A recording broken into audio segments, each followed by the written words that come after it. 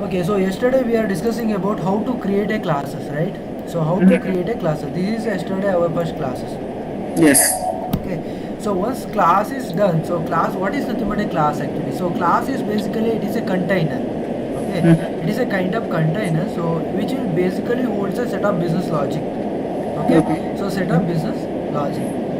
Okay, got it. So basically we are writing all the business logic inside the class. It is basically a container, or we can call it as a blueprint. Okay, it is nothing but just a blueprint. Okay, so that is nothing but a classes. Okay, so how exactly classes are stored, or runtime how classes are actually retrieved. So this is basically by depending on the object.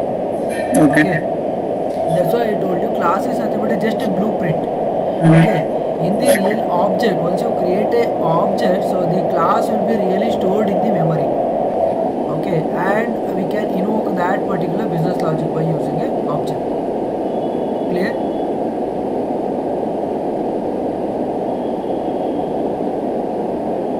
Is that clear?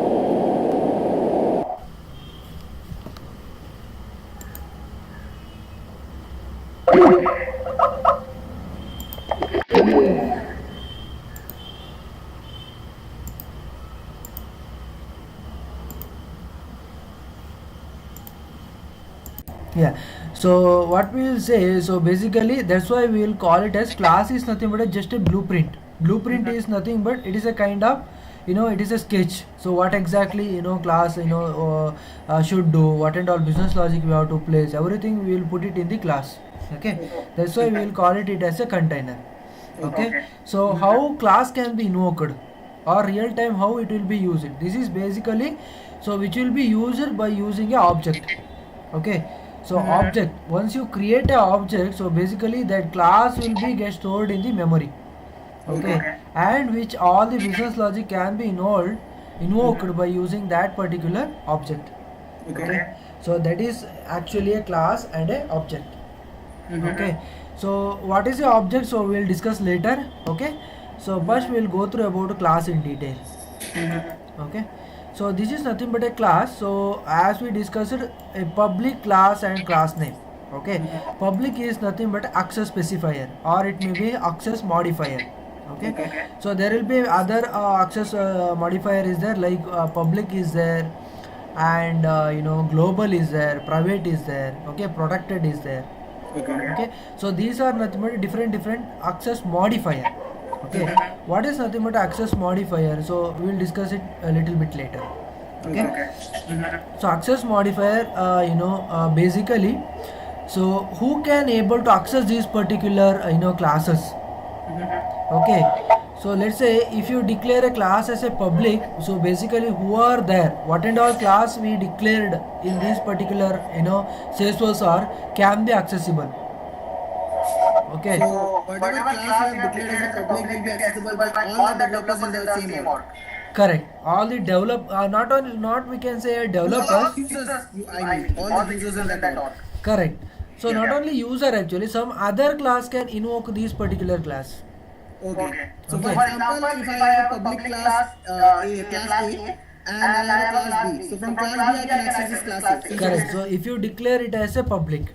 Okay. Okay, so that is one thing. So let's say if you change the access modifier as a global, then in that case not only this Salesforce or external org also. Let's say you are having one org, and my you are you are let's say you are having an org called O1, I'm having org called O2. Okay, in that case, so each org can like talk each other by using this class if you declare it as a global. Okay, so whenever you are writing a class for a web service, make sure we have to write a class as a global. Okay, so whenever we are writing a class as a global, in that case anyone can able to access that particular class. Okay, clear? Okay, that is the second access modifier. So and third is nothing but private. Okay, so private we can declare classes only for the inner class. Okay, so we can't make like outer, this is basically outer class. Okay, apex class is nothing but outer class. We can also write another class inside the class is nothing but a inner class. Okay, so let's say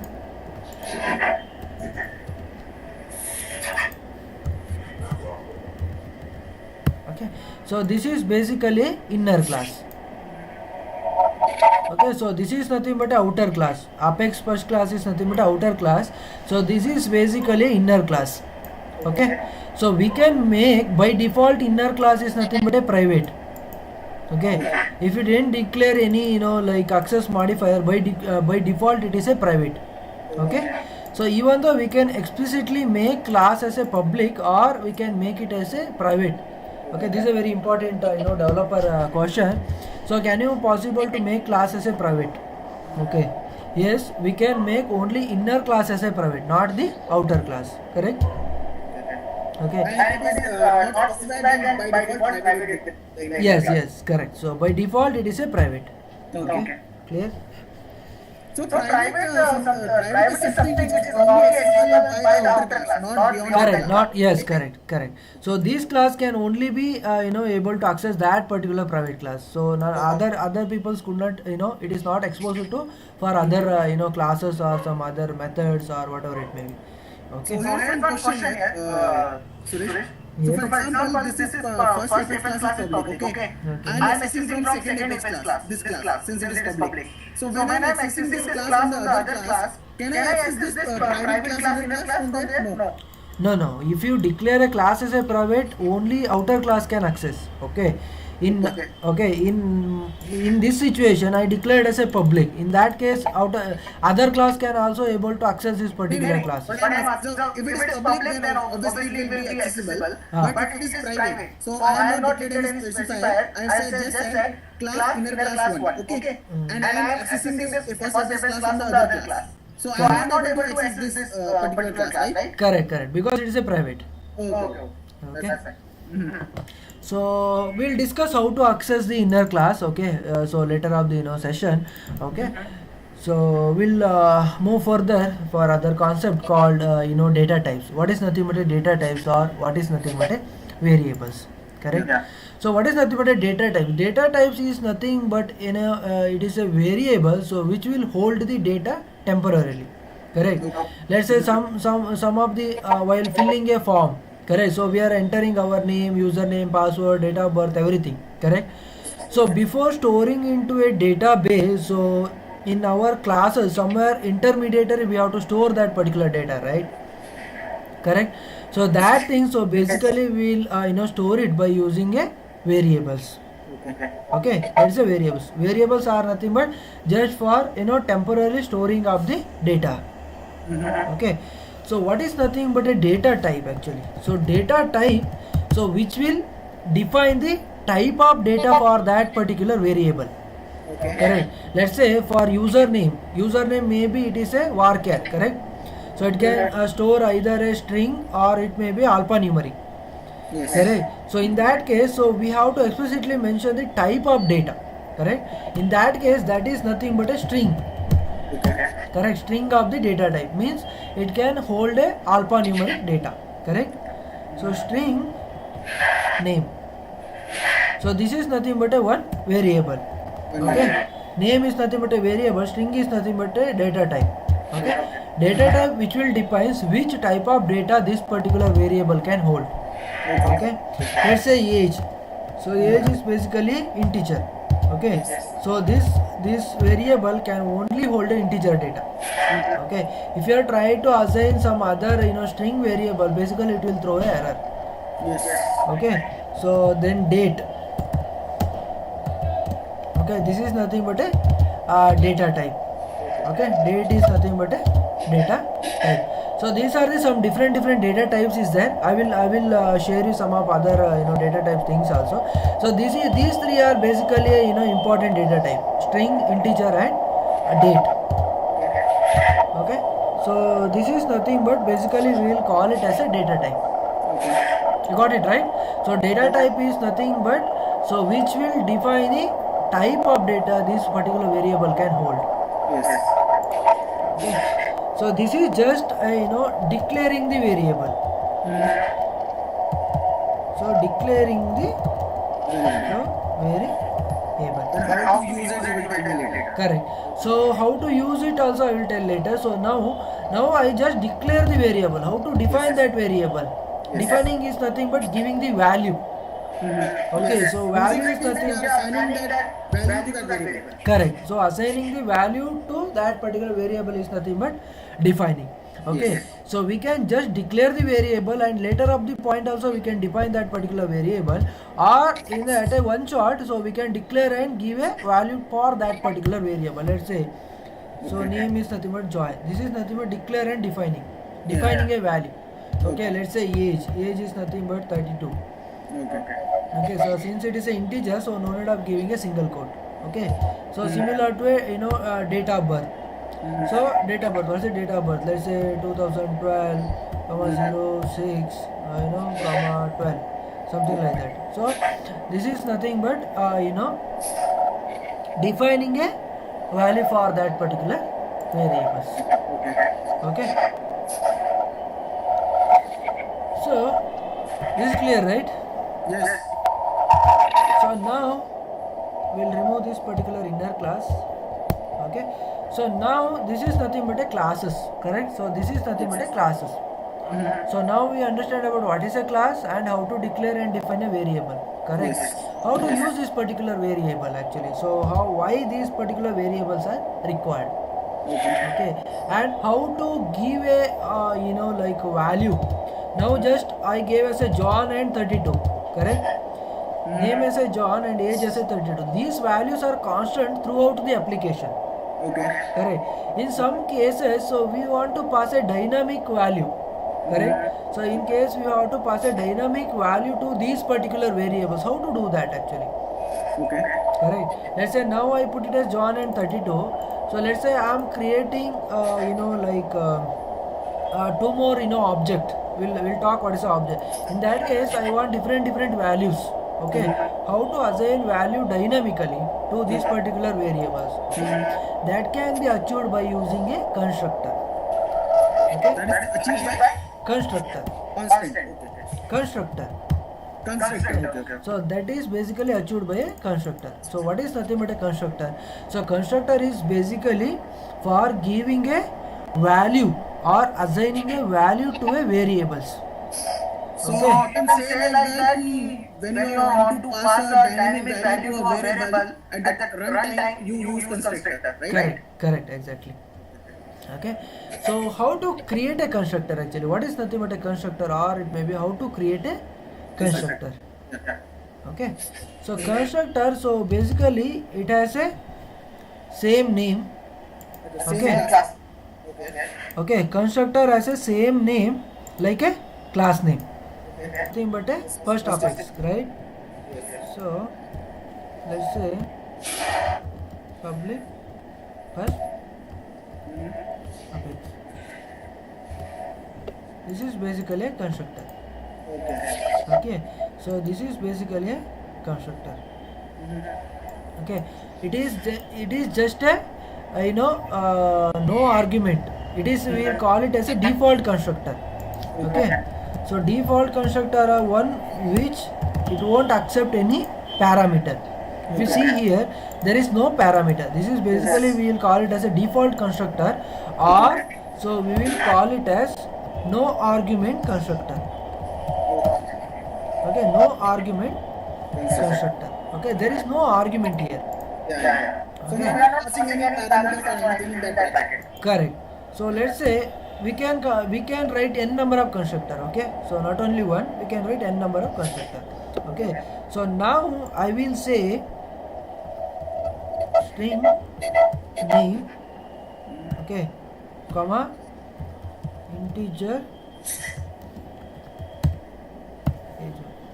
So here what it is happening actually? So here actually it is accepting a two parameter. One is called name and another one is nothing but a age. Correct. So this is basically, we will call it as a argumented constructor. Okay. Argument constructor with arguments. Arguments is nothing but, this is the argument we are passing, right? This basically we will call it as a argument, or it will, we will call it as a parameters. Okay. So argument or parameters. Okay, we will call it as an argumented constructor. Okay. So now we are receiving the values dynamically, but how to assign these values to this particular variable, correct? So how to do that? So for doing that, basically, so we have to use name is equal to So whatever parameter we have passed in the constructor, we have to assign like that, like name equal to name1 is equal to age1, like that. correct. So in that case, what it will happen, the value received in that particular parameter, so which will be assigned to this particular variable. So at the runtime when we run the class, it will show the dynamic value. Correct. So exactly. Okay, clear? Yeah. Okay. So this is the one thing. So now second thing is nothing but So how many number of parameters we can pass in a single constructor? Any limitation is this? so as of now there is no limitation actually. I think up to like 1,000 parameters we can pass. Okay. Okay. So that's more than enough. Then. Yeah, correct. So maximum 10 parameters, max 10 to 20, not more than that. As a real time, so maximum we need 10 to 20 parameters is enough. Okay. So this is basically we will call it as a constructor, argumented constructor, or this is a no argument constructor, correct? So that's the one thing. Second thing is nothing but why constructor is required. So constructor is basically required for giving a value for that particular variable or assigning a runtime value for that particular variables, correct? Yes. Okay, so that is basically we will call it as a argumented constructor. Okay, so now we know we have a class, so we have a constructor. Okay, how to access this particular what you call constructor. Okay, when this particular constructor will be invoked, who is going to invoke this particular constructor? So that is the second questions, correct? So these constructor will be invoked by automatically. Okay, these constructors are invoked automatically whenever we created a object of that particular class.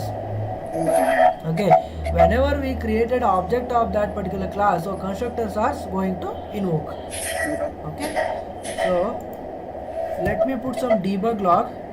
Okay, system dot debug.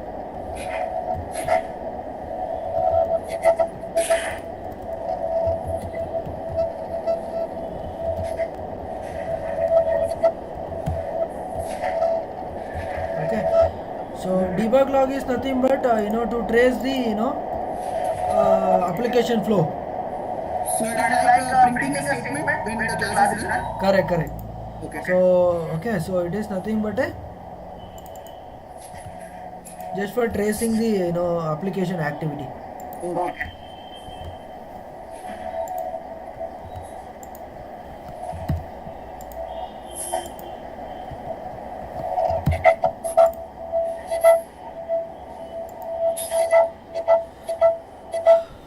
Okay, so let me save this particular record. Okay, so this is basically system.debug, so which is used to write a logs to a log file. Okay, it's very simple. So system.debug runtime we don't know, right? So what values is coming to name or age, correct? Assume I'm calling from some other classes or method, so you are in some other end, so how other user can come to know what parameters exactly we are passing it up, correct? So if you want to know that, so basically we have to write some debug statement in our code, so that which will be returned to log file, correct? So where this log file will be available, so basically log files will be available in this particular section, log section, correct? So log file will be available over here.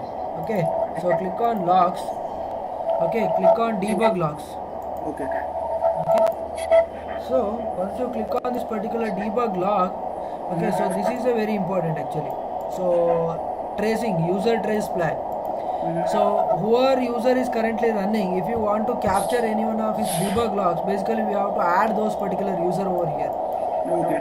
Okay, so by default my name is got added here. Okay, so let me change the timestamp.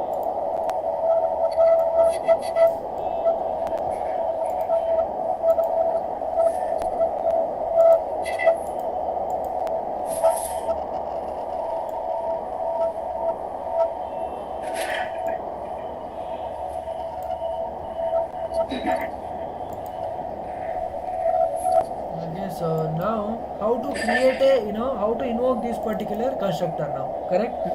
Yeah. So how to invoke a constructor? So we can currently we are not calling from any other application or any other class, right? Okay. So we can test these particular things by using a developer console, correct? So we can use a developer console. Okay. So go to developer console. Okay. So go to developer console. So go to debug. Okay. Go to debug. You can say open execute anonymous window. Okay. So what we can do here? So here basically it is a kind of tool, right? So we are discussing about it is a kind of tool. So basically we can have a testing over things here. Okay. So we can test or we can run the piece of code. Okay. So now how to create an object actually? Object is nothing but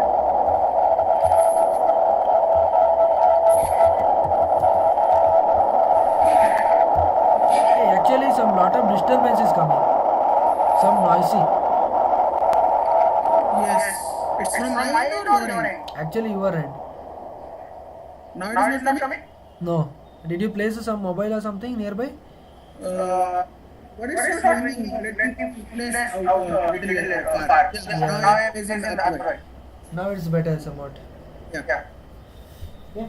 So how to invoke that particular constructor? Okay, that is the second thing, correct? So as I told earlier, constructor will be automatically invoked whenever we create an object. Correct? So this is nothing but a object creation. Okay, so this is nothing but a object creation.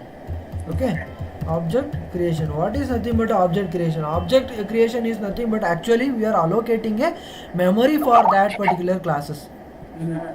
Okay, allocating a memory for that particular classes. Okay, so this is way how we can create a object. Okay, this is nothing but a class name, this is nothing but a object name. Object name could be anything. Okay, new is a keyword, so once you place it as a new, it is basically allocate a memory in that particular memory location. Okay, this again class name. So what it will happen if you call like this, by default it will call the, okay, by default it will, yeah, it will call the default constructor. Okay, now let me execute this particular code. I executed that particular code. Okay, so just go to debug log and check the debug log. Okay, so let me open the debug log. See here, it is called only the no argumented constructor. Correct? Because you have not passed any parameters. Correct. We haven't passed any parameter, so it is calling a no argumented constructor. Okay. So how to call a argumented constructor? So if you pass any parameters, okay, then basically it is going to call a argumented constructor. So how to pass a variable? We have to pass a variable as the same order, so which constructor are respecting. Okay, if you come here, the first parameter should be string and second parameter should be integer. Correct? So the same way we have to pass it, or else if you interchange the like sequence, basically it is going to throw an error. Okay, let's say I will pass 28 as a age, comma John as a thing. Now it should throw an error. Why? Because constructor expecting correct. So if you say here, see, constructors are not defined, integer string. So these constructors are not defined actually. So in that case, so we have to call the same order, so which constructor is expecting the parameter. Correct? So now we should write properly. Yeah. And now I call the second argument constructor in the debug log. Correct. So here one thing it will happen is nothing but, so it will call the both. But it will call both. Yes. Both constructor. Okay. So what it will happen by default, which will always call the argumented constructor. How? Okay. Whatever it may be. So once you call a argumented constructor, right? By default, this constructor will call the no argumented constructor. Why is it so? That is nothing but a designing of that particular constructor. Okay. It's a default behavior you are seeing. Yes, it's a designing of the constructor by default. So if you take Java or .NET, whatever it may be, by default it will call the no argumented constructor. So for example, if I have a parameter constructor and if I'm calling only parameter constructor, then also it will execute the no argument constructor also. Correct. So this is basically this process basically we'll call it as a constructor chaining. Okay, this is basically we'll call it as a constructor chaining. Okay. So we called which one? We called a argumented constructor. Correct. See here it is printing MACD and ages 28. Okay. So before executing the each line, okay, first line of the each argumented constructor, so which will call the no argumented constructor. Correct. In this 19th line number. Yeah. Okay, so it is nothing but default behavior. By default it is calling the no argument constructor. Then after that it will execute all the logic which is there inside this particular thing, and later it will execute all the logic within this particular constructor. Okay, is that clear? Yeah. Clear. Okay, so that is basically we will call it as a constructor chaining. Okay, fine. Yeah.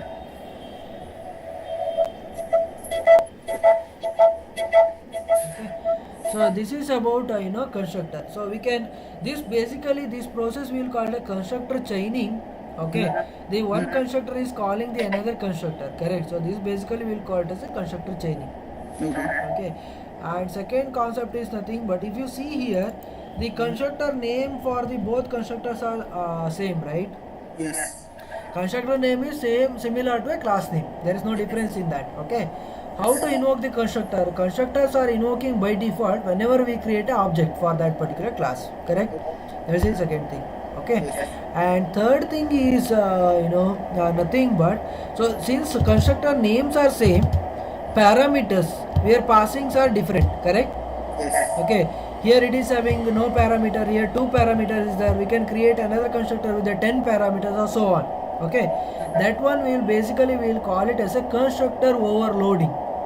Okay, that one basically we will call it as a constructor overloading. Okay, so this is basically we will call it as a constructor overloading. This is also important thing. So what is nothing but a constructor overloading. Okay, so constructor with the same name with different signature. Basically, we will call it as a signature or number of parameters are different or arguments are different. This is basically we will call it as a overloading. Okay, overloading is nothing but the same name with different signature. Yes. Okay, that is the second thing. This is how we can add a comments to code. Okay. Yeah. Okay, we can add a comments in two way. One is nothing but using double line. It is we will call it as a single line comment. Okay, and another thing is basically we will call it as a multi-line comment. Okay, so we can write any number of comments like this and we can say like this. This is basically we will call it as a multi-line comment. Okay, forward slash with star. Okay, write your comment and close with star and backward slash. Okay, sorry, forward slash. So this is basically we will call it as a multi-line comment. Okay, multi-line comment. While writing a code, it is very mandatory things to write a comment. Okay. Why we So multi-line comment is the thing. Correct. Let's say assume if you want to comment entire this particular constructor, so we can comment like this, right? Just like this. See. Correct. Compiler will totally, it won't compile this particular set of code. It will totally ignoring this particular, commented codes. Okay, fine. Okay, that is very important thing. Commenting of the code is nothing but very important. Okay, for each method, for each classes, basically we have to give a comment. Okay, so comment is nothing but what this class is doing.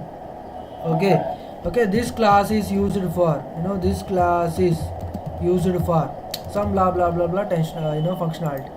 So that let's say till 1 year you are working for some organization. If you leave the company by end of the year, So tomorrow someone guy will come and if you open the file or if you open this particular classes with a like assume it is 1,000 line of classes. Okay, in that case that guy is very hard to understand your code, right? Yes. He couldn't able to understand the things like why he used this constructor, why he used this particular variable, correct? So why he used this particular logic, he won't understand easily because code like someone the code written by someone is it is not easily understandable by other developer, correct? So for to avoiding that particular thing, basically it is a good practice to always write a comment for each class and each method. Okay, comment is the high level comment. Let's say what this constructor are doing, that's it. This constructor is using for assigning value to these things, so that if somebody comes and if you see your code, it is very easy to understand, correct? That's why comments we have to use. Okay, is that clear? Yeah. Okay. So this concept is clear, right? Constructor overloading, this is a very very important. Okay, so constructor overloading is a very very important thing. Yes.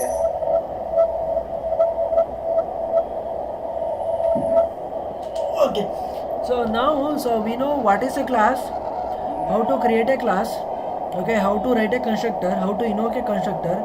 Okay, so this one all things we know. Okay, we have just now executed. So now where to write our actual business logic, correct? So where to write our business logic? So business logic we are writing it in a place called a methods. Okay, so business logic basically we are writing it in a place called a methods. Methods, yes, methods. Okay, methods are nothing but area so which is used to write a actual business logic. Okay, so what is nothing but a methods actually? So how to declare or how to define a method? Okay, so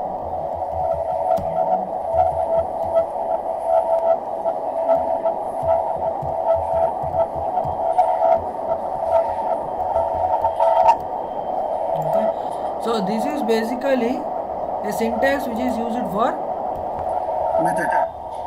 declaring and defining a method. Okay, so this is basically we will call it as a method header. Okay, this is basically we will call it as a method header, and this particular area we will call it as a body. Okay, body. Okay, why body is required means writing a business logic. Yes. Okay, why header? So why header is required? Header which will say what type of parameter it is receiving, parameter type. Okay, number of parameter which is receiving. Okay, and return type. Return type of that particular method. So which will says this particular thing, method name. Okay, method number of parameters, what and all parameters, and return type of that particular method. So which will be defining in this particular method. Okay, so what is nothing but a public? Public is as same like access modifier. This is nothing but access modifier. Who can able to access this particular method? Yeah. Okay, void. What is nothing but a void? Void is basically return type.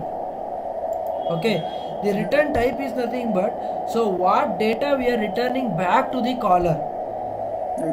Okay, who is a caller? Caller is nothing but one who accessing this particular method. Okay, assume let's say you want to send an email. Okay, you are saying me, hey Suresh, I want to send an email. I am composing one email and I am giving it to you. That is nothing but I am returning something to you, correct? Yes. So that one basically we will call it as a return type. Okay, so return type. Okay, here we are actually declaring a return type. Okay, return type could be any of the data type. Either it is a string, or it is a integer, or it is a object. Yes, object like account, a contact, opportunity, or custom object. Okay, whatever it may be. Okay, that is nothing but a return types. Okay, So wherever you are returning back to the caller, you define that as a return type. correct. We have to define a return type means what data we are giving back to caller. Okay, let's say if I am giving some number which is a summation of two number 1 and number 2, basically I have to pass it as a integer. Correct. if I am returning back as a one line of text, in that case basically I have to mention return type as a string. Okay. Suppose assume if I am returning back on record of the account record.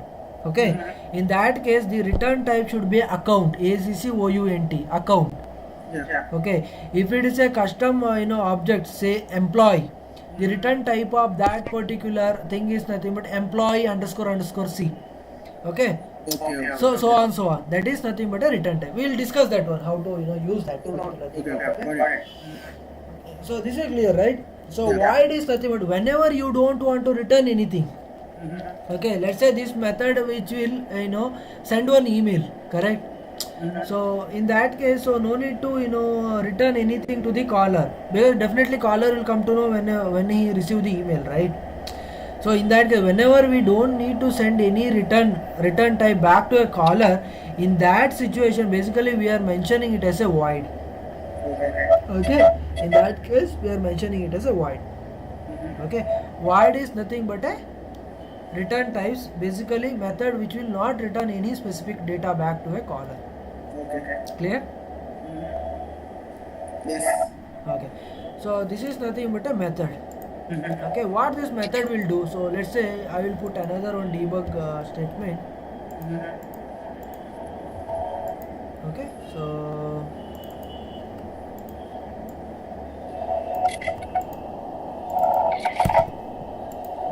so this is nothing but a method. Okay, I am not writing any of the business logic here. Okay, I am not writing any of the business logic here. Okay, so this is nothing but a simple method. Okay, so I am writing another method, so which will accept two parameter and it will return back one parameter. Okay, assume this is my first method 2. Okay, which will accept two parameter, let's say number 1, okay, comma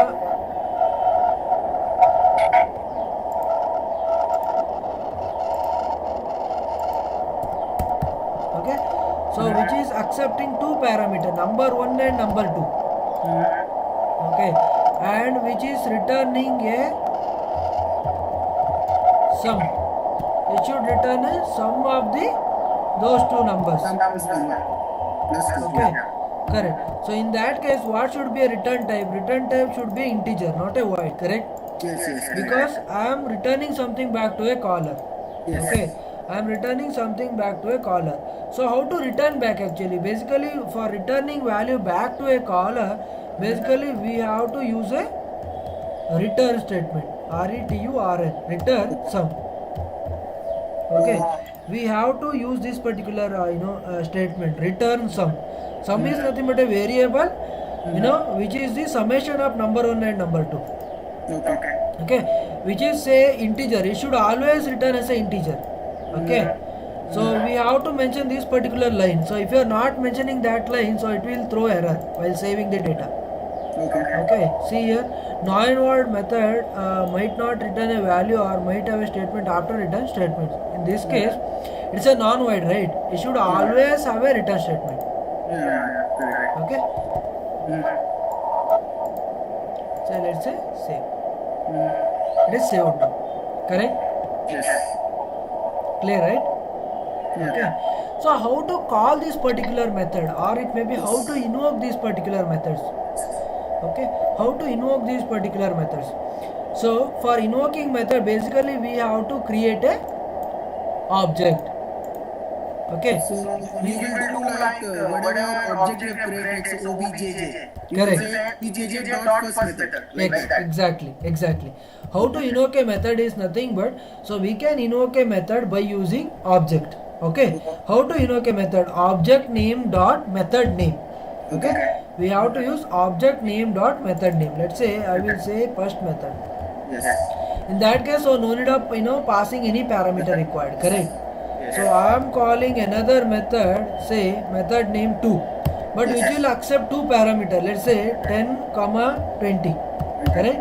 But it is returning some value. Correct. Yes. What value it is returning? It is returning a integer value. Yes. Correct. So integer value. So caller should hold that particular value. Correct. So in that case, so we have to use this particular variable. Okay, why? Because this method is returning something, right? Yes, yes. We are calling this method basically I want to get something, correct? So what and all things it is returning this method, basically we have to store it somewhere. Okay, for that, so we have to declare some variable here. Okay, for that basically we have to declare some variable here. Okay.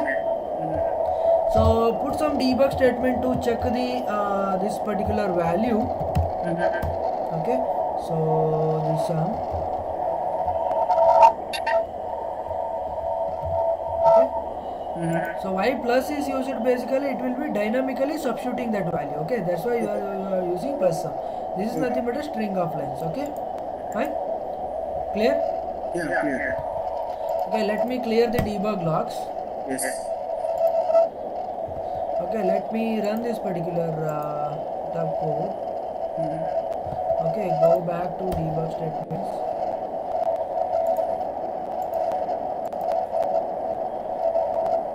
See here, first method is called, right? Because we have invoked the first method.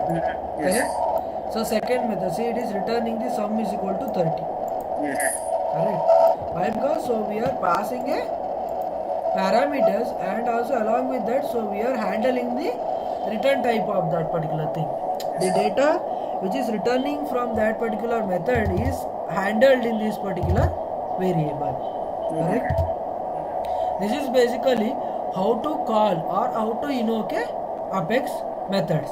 Yeah. Okay, so this is a one way we are invoking the Apex method, and another method is that is basically we will call it as a static methods. Okay, how to invoke a static method is nothing but directly we are mentioning a class name dot method name. Okay, So we static, don't need an object for that. correct. We need any we don't need any object name for that particular thing. Okay, so just class name dot method name. So first APIS class dot first method 2, like that. Correct, exactly. I will show you. So how to declare a method as a static? Yeah, we will come to that point. Okay, so assume,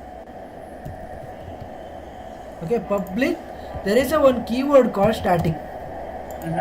Okay, there is a one keyword called static, public static integer. Okay, public static integer. Okay, so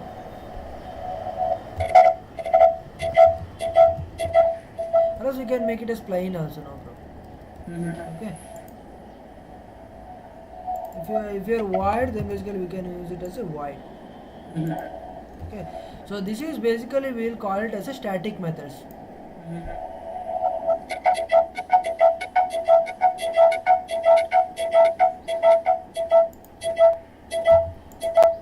Okay, so this is basically we will call it as a static method. Okay, so what is the difference between static method and the this one, this particular class method? This is basically we will call it as a class level methods. Okay, static methods are nothing but a which is stored in a class level, not a object level. Okay, so this is methods we will call it as a object level method because it will be stored in a object. Okay, whenever we create a object, so it will be stored in that particular object. Okay, but whereas static methods are stored in a class level. Okay, so for that reason, for calling a static method, so basically no need of creating a object. Why? Because the static method will be stored in a class level, not in a object level. Okay, for that reason basically no need of creating a object is really required. Why? Because whenever class loads, okay, in that time itself the static methods are instantiated. Okay, static methods are instantiation. So because of that reason, so no need of creating a object is really required. Clear? Is that clear? Yes. Any question? No. Okay, so this is nothing but a static method. Okay, so there is no difference in static method and normal method. So the one difference is nothing but we are using a keyword called static. So here we are not using static keyword. In this case, Create an object for calling the correct. Yes, correct. So calling this method object is required. For static things we are using a class name dot method name. Okay, so these methods will be stored in a object level, so these methods will be stored in a class level. Okay, so we'll discuss the static methods and keep going. Why really it is required, static methods? Okay, so why really required in the real time scenario? Why? See, class, so we can declare a class method as a object level methods, right? So why we have to static method is required? Correct. So we'll discuss in the later of the sessions. Okay, so if you remember, so here I was telling one statement called constructor overloading. Correct. What it means? Same name with different set of parameters. Correct. For different signature, it is called as overloading. Correct. Constructor overloading. Okay. Same thing which will be followed in method also. Method with the same name with different set of signature, we will call it as a method overloading. Okay. Same like constructor overloading. Okay. And another important thing in constructor is nothing but in constructor there is no return type. Constructor will not return any value. Okay, that's the main difference. Okay, method will always return a value. So Okay. method cannot be exist without a return type, and constructor doesn't have a return type. That's the main Correct. difference. So yes, correct. So by default thing of the method will be void, right? Yeah. Okay. So in method there will be a return type. Okay, either it's a void or any of the data type. Correct. So there. Yeah. Correct. So in constructor there is no return type. Yes. Okay, and same thing method also can be overloaded. Same thing constructor also can be overloaded. What is the method overloading is nothing but the same method and different signature and maybe different signature or the same number of parameter with sequence. Let's say now we are saying integer and integer, right? We can make it the same method name with the different thing like integer comma string. In that also method will be different, right? Because this method is integer and second method with the same name with integer string as a parameter. Yes. Correct. Okay, this is we'll call it as a overloading. Okay, so when exactly this, let's say now we are having a 0 argumented method, 2 argumented method. Here a method different name is different, right? Assume the name same name of method like first method 2, integer num1 and string age is there. In that case, how that that method is a differentiated actually by runtime. Whenever you are calling this method, okay, whenever calling this method based on the number of parameter we are passing or the sequence of your parameter we are passing, in that based on that concept, that particular method will be invoked. Understood? Okay. Let's say, So you said with the same method name with the different parameters like number one string or number one and number two. correct. What is called method? See, hold on. So let's say assume now first method 2 is there, right? Yes. Okay. Now string integer number 1 and number 2 is there. Here I will make it as string. Okay. So how compiler will understood? Now it's a plain, right? How compiler will understood which method has to call. Okay. Yes. So which method has to call whenever it invokes the first method too. Correct. So which method has to call? So that is will be decided whenever you are passing the number of parameters. Correct. Unexpected token 55. Hold on. So there is some issue in that browser actually.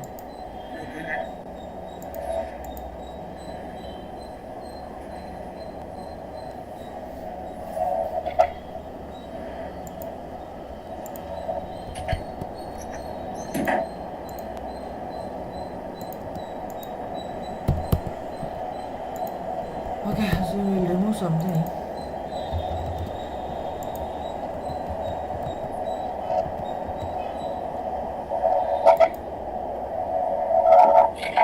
Okay, assume there is a method with the same name, right? This method has the same name, correct? Same number of parameters. Yes. Okay, the data type of parameter is different, integer and string.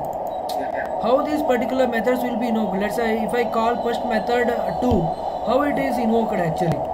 So it is invoked by that particular method based on the type of parameter we are sending. Okay. If So I compiler call, can understand if you are passing 10 comma 20, he will call first method 2 where integers are both. correct. If passing num1 comma string, then it will understand and will call the second one. Correct. So this is basically this concept we will call it as basically polymorphism. Okay. So basically we will call it as a polymorphism. Okay. Polymorphism is poly means what? Many. Okay. Morphism means behaves. Okay. The same method which is behaves two different in a manner. Correct. Whenever we pass a integer, it will call a this particular method. Whenever pass a integer comma string, it will call this particular method. Correct. So this one basically we will call it as a polymorphism. In polymorphism there is a two type of polymorphism. Correct. So one is nothing but a runtime polymorphism. Another type is called a compile time polymorphism.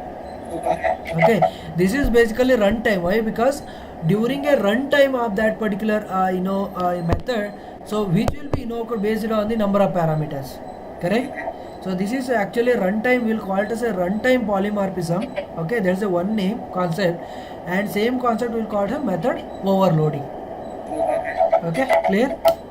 Clear. Okay, so and another type is nothing but a compile time polymorphism or method overriding. Okay, method overriding. Okay, method overloading which will happen in the same class, whereas method overloading happen in the same class, whereas method overriding happen in the two different classes. Okay, or it may be a more than one class.